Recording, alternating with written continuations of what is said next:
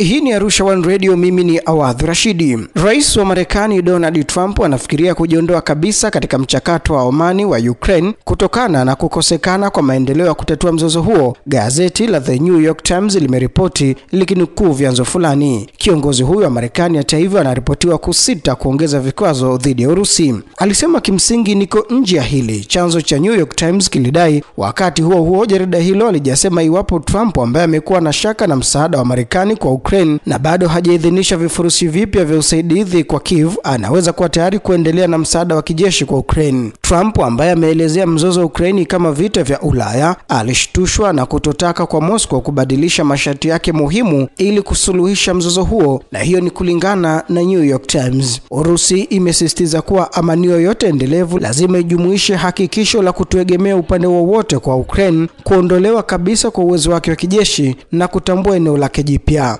Ripoti tofauti ya Wall Street Journal pia ilidai kuwa Trump anazidi kuchanganyikiwa na mchakato wa amani na anaweza kuuacha kabisa ikiwa juhudi za sasa zitashindwa kuzaa matunda. Gazeti hilo lilipendekeza kuwa kiongozi huyo wa Marekani anaangalia vikwazo vipya dhidi ya Urusi, ingawa hakuna uamuzi wa mwisho uliotolewa. Ripoti hizo zinakuja baada ya Trump kudai kwamba Putin amepata kichaa kabisa, akiikemea Moscow kwa kurusha makombora na ndege zisizo na rubani katika miji ya Ukraine bila sababu yoyote. Moscow imesema mashambulizi yake ya hivi majuzi yaliolenga vituo vinavyohusiana na jeshi la Ukraine ni kisasi kwa ongezeko kubwa la mashambulizi ya ndege zisizo na rubani kutoka Kiev dhidi ya Urusi. Maafisa wa Urusi wameripoti karibu kila siku kuingiliwa kwa zaidi ya ndege zisizokuwa na rubani 100 kutoka Ukraine, hali iliyosababisha kuanzisha mashambulizi kulenga vituo vya kijeshi vya Ukraine. Akijibu matamshi ya Trump, msemaji wa Kremlin Dmitry Peskov alibainisha kuwa kuanza kwa mchakato wa mazungumzo ni wakati muhimu sana ambao umejaa mzigo wa kihemko kwa pande zote mbili. Pia amesisitiza kuwa Rais Vladimir Putin hufanya maamuzi yanayohitajika kwa usalama wa nchi ya Urusi, huku akisifu juhudi za serikali ya Trump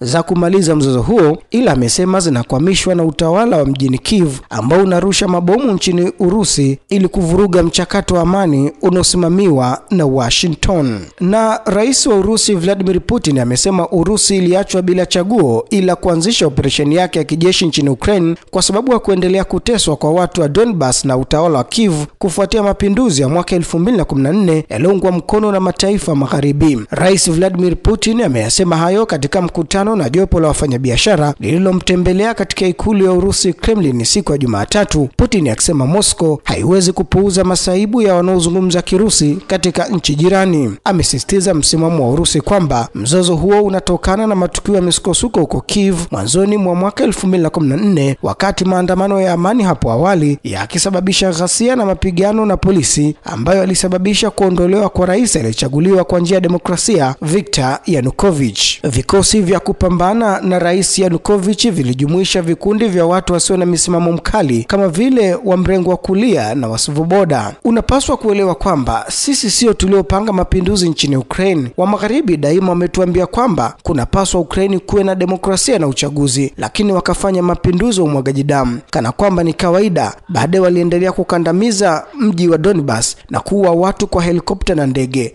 Walitulazimisha kufanya kile tunachokifanya leo na sasa wanajaribu kutulaumu sisi, Rais Putin alisema. Mapinduzi mjini Kiev yalizua maandamano na ghasia zaidi, ikiwa ni pamoja na mapigano mabaya huko Odessa mnamo Mei mwaka 2014 ambapo watu 48 waliuawa. Mikoa yenye watu wengi wanaozungumza Kirusi ya Donetsk na Lugansk ilikataa mapinduzi ya Euromaidan na kupiga kura kujitenga na Ukraine. Serikali mpya mjini Kiev ilikataa kutekeleza makubaliano ya Minsk yaliyoungwa mkono na Umoja wa Mataifa ya mwaka 2014-2015 ambayo yangetoa uhuru kwa jamhuri hizo za Donetsk na Lugansk.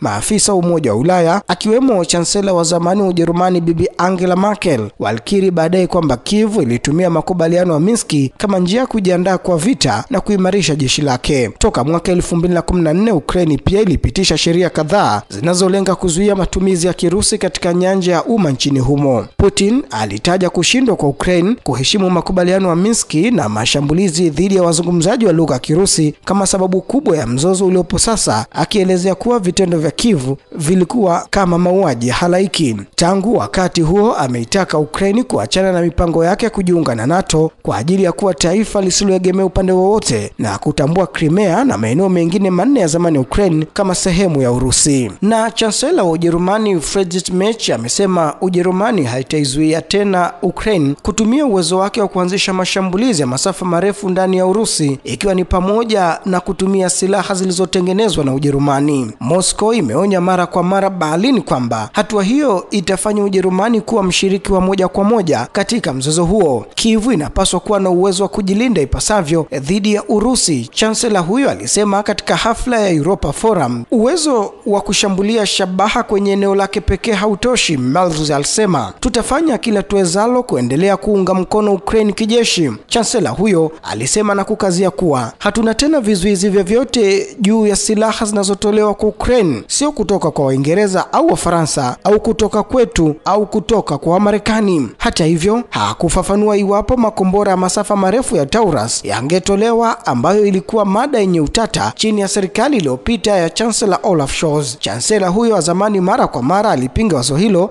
akisema kwamba ingesababisha kuongezeka kwa hatari ya mzozo. Makombora ya Taurus ya Ujerumani yana uwezo wa kufanya kazi zake kwa karibu kilomita 500, kumaanisha kuwa yanaweza kutumika kushambulia shabaha za ndani ya ardhi ya Urusi hata kufikia mji mkuu wa taifa hilo, Moscow. Ikulu ya Urusi, Kremlin, imeziita taarifa za hivi punde za Chancellor Ujerumani kuwa ni za hatari. Hatua za serikali mjini Berlin zinakwenda kinyume na majaribio ya kusuluhisha mzozo wa Ukraine kwa amani, msemaji wa ikulu ya Urusi, Kremlin, Dmitry Peskov alionya, akiongeza, ikiwa maamuzi kama haya yatafanywa ni kinyume na nia yetu ya kutafuta suluhu ya kisiasa kwa juhudi zote za kutatua mzozo huu, Peskov alisema. Kauli za Chancellor wa Ujerumani zinakuja wakati Urusi na Ukraine zikishiriki katika mazungumzo ya moja kwa moja ya amani kwa mara ya kwanza katika kipindi cha miaka mitatu baada ya Kiev kujiondoa katika mazungumzo ya Istanbul mwaka 2022. Chancellor Merz bado ana mashaka juu ya utatuzi wa amani wa mzozo wa Ukraine. Chancellor wa Ujerumani Friedrich Merz bado ana mashaka juu ya utatuzi wa amani wa mzozo wa Ukraine. Rais wa Urusi Vladimir Putin ni wazi anaona swala la mazungumzo kama ishara udhaifu, alidai Chancellor huyo, huku akiongeza kuwa ni lazima tujiandae kwa vita hivi kudumu kwa muda mrefu kuliko yoyote yule kati yetu anavyoweza kutamani au kufikiria. Moscow imesema iko tayari kwa mazungumzo ya amani, lakini ingependelea suluhu la kudumu la mzozo huo badala ya mapatano ya muda. Na gazeti la The Washington Post limeripoti kuwa maafisa wa Kiev wanaripotiwa kuamini kuwa utawala rais wa Marekani Donald Trump ungekuwa tayari kuuza mifumo ya ulinzi wa anga kwa Ukraine. Vladimir Zelensky wa Ukraine amezidi kuisihi Washington kutoa makombora zaidi ya Patriot ya kulinda anga na zana za kurushia makombora hayo katika miezi ya karibuni. Kiongozi huyo amesema kwamba jeshi la Ukraine lina upungufu wa zana hizo za kulinda anga. Kiev inaamini kwamba utawala wa sasa wa Marekani hautotoa bure mfumo huo ulinzi wa anga, lakini utakuwa tayari kuuza mfumo ulinzi wa anga wa dola bilioni na risasi zake, Washington Post iliandika siku ya Jumatatu, ikimnukuu afisa mmoja mkuu wa jeshi la Ukraine. Wanafikiri kama wafanyabiashara, nikikupa kitu lazima unipe kitu, chombo hicho kilimnukuu afisa huyo wa Ukraine. Kiev imeomba zaidi mifumo ulinzi wa anga na makombora kama msaada wa kijeshi kutoka kwa utawala wa Trump. Washington badala yake inashinikiza washirika wa NATO kuchangia silaha zilizotengenezwa na Marekani kutoka kwenye hifadhi zao wenyewe, lakini hakuna hata moja ya nchi hizo inayotaka kuacha mifumo yao na kuigaia Ukraine. Trump ameonyesha kutokuwa na subira na kasi ya mazungumzo ya amani kuhusu mzozo unaoendelea. Na waziri mkuu wa Poland Donald Tusk amesema Poland inanuia kufaidika na ujenzi mpya wa kituo cha reli na Ukraine baada ya mzozo uliopo kumalizika. Waziri mkuu ameyasema hayo wakati alipotembelea ujenzi wa kituo cha reli cha Euroterminal kusini mwa nchi hiyo, ambapo amesema upanuzi wa kituo hicho utakuwa kitovu cha kupitisha vifaa muhimu kwenda Ukraine. Sio vibaya kusema tunataka kupata pesa nyingi kutokana na ujenzi huu, tunataka kusaidia, lakini pia tunataka kupata pesa juu yake, na kitovu hiki maalum kinahitajika kwa kusudi hili. Poland imekuwa mmoja wa wafadhili wakuu wa vita vya Ukraine tangu mzozo baina yake na Urusi ulipozuka mwaka 2022. Mpaka sasa Poland imetoa msaada wa zaidi ya dola bilioni 5.7, zaidi ya 70% ya matumizi yake ya kijeshi, kulingana na taasisi ya Kilia nchini Ujerumani. Poland pia ni sehemu ya kile kinachoitwa muungano wa walio tayari wa kundi la mataifa Ulaya linalotetea misaada ya kijeshi inayoendelea kwa Kiev. Maafisa wa Poland wamesisitiza mara kwa mara kuwa Urusi imeanzisha uvamizi katika Umoja wa Ulaya, madai ambayo Moscow imekanusha mara kwa mara kwa kuyaita ni ya upuuzi na ya uoga. Terminal ni kituo kilichoanzishwa mwaka 2010 na ni makutano wa reli inayohudumia nchi za Poland, Lithuania, Ujerumani, Italia na maeneo kadhaa ya Ukraine. Na kiongozi wa chama cha Conservative cha Uingereza, Kemi Banoch, amedai kuwa operation ya kijeshi ya Israel dhidi ya Hamas ni vita vya uwakala vinavyoendeshwa kwa niaba ya Uingereza. Katika mahojiano na Sky News, Banoch alitoa maoni yake kuhusu madai ya hivi majuzi ya Waziri Mkuu wa Israel Benjamin Netanyahu kwamba Uingereza, Ufaransa na Canada ziko kwenye upande mbaya wa binadamu kwa kujaribu kuishinikiza nchi yake kusitisha kampeni yake katika eneo la Palestina. Alipuuzilia mbali imani iliyoenea kwamba vitendo vya Israel huko Gaza ni sawa na mauaji ya kimbari, akisema kuwa kampeni ya kikatili ya kijeshi mwanzoni dhidi ya Hamas ambayo imeua Palestina zaidi ya 6,000 inahalalishwa na inatumikia maslahi ya Uingereza. Ni nani anayefadhili Hamas? Iran, adui wa nchi hii.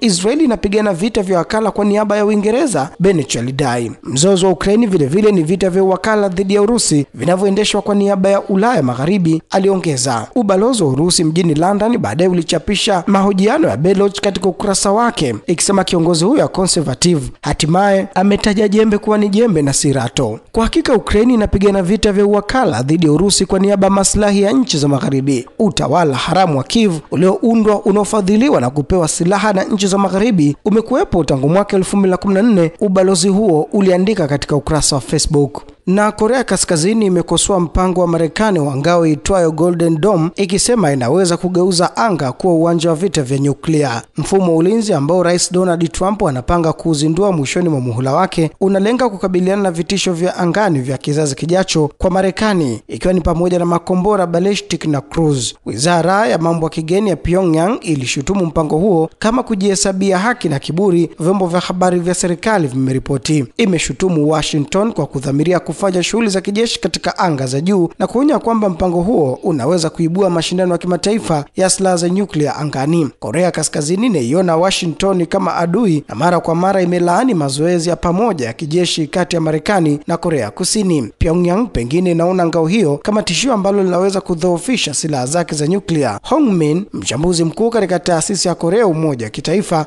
ameliambia shirika la habari la AFP, ikiwa Marekani itakamilisha mpango wake mpya wa ulinzi wa makombora, Kaskazini italazimika kubuni njia mbadala za kukabiliana nayo au kupenya, alisema. Mnamo mwaka 2022, Korea Kaskazini ilipitisha sheria inayojitangaza kuwa taifa la silaha za nyuklia na imejaribu aina mbalimbali za makombora ballistic na cruise katika miaka karibuni. Mapema mwaka huu ilidai kuwa ilirusha kombora jipya la masafa ya kati likiwa na kichwa cha kivita ambacho kilisema kitakuwa na washindani wowote katika eneo la Pasifiki. Korea Kaskazini inaungana na China kukosoa mpango wa Marekani wa Golden Dome. Mwisho wa rubaza kimataifa kutoka Arusha One Radio. Jina langu ni Awadhi Rashidi.